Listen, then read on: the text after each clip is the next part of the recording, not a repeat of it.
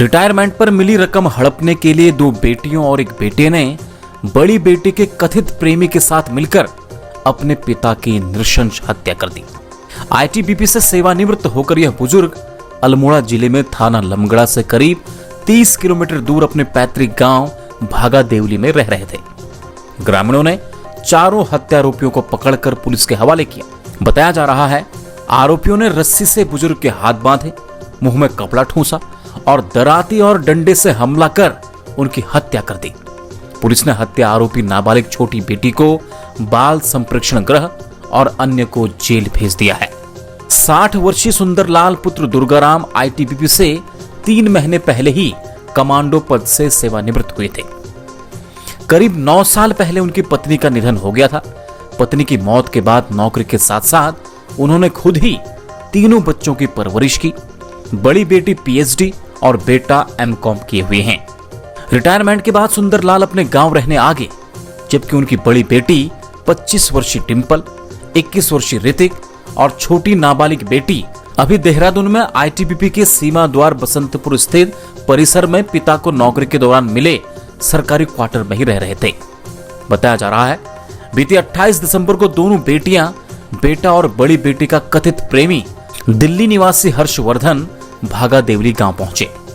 कल शाम चारों का पिता से विवाद हुआ तो सुंदरलाल के भाई ओम प्रकाश ने दखल देना चाहा।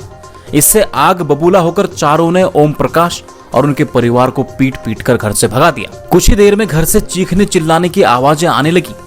ग्रामीणों ने इसकी सूचना ग्राम प्रधान के पति और ग्राम प्रहरी को दी। शाम करीब 5:30 बजे मौके पर पहुंचे लोगों ने मकान का दरवाजा खुलवाना चाहा, लेकिन यह अंदर से बंद था।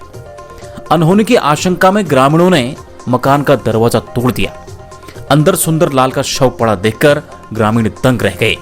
ग्रामीणों को इकट्ठा होता देखकर आरोपियों ने वहां से भागने की कोशिश की, लेकिन गांव वालों ने उन्हें घेर कर एक कमरे में बंद कर दिया। कुछ देर बाद मौके पर पहुंची पुलिस ने आरोपियों को गिरफ्तार कर लिया। बताया जा रहा है सुंदरलाल को आईटीबीपी से सेवानिवृत्ति पर फंड आदि की एकमुश्त रकम मिली थी, जिसे उनके बेटे बेटियां मिलकर हड़पना चाह रहे थे। सुंदरलाल के इनकार करने पर इन लोगों का पिता से विवाद होता रहता था। शुरुआती पूछताछ में पुलिस को पता चला कि आरोपियों ने मिलकर सुंदरलाल के रस्सी से हाथ बांधे और मुंह में कपड़ा ठूंसने के बाद दराती और डंडे से हमला कर उनकी हत्या कर दी। पुलिस ने मृतक सुंदरलाल के भाई ओम प्रकाश की तहरीर पर आरोपियों के खिलाफ हत्या का मुकदमा दर्ज किया है। खबरों में बने रहने के लिए न्यूज़ पीटीएस टीवी को सब्सक्राइब करें और बेल आइकन दबाएं और साथ ही फेसबुक पर न्यूज़ पीटीएस टीवी पेज को लाइक या फॉलो करें।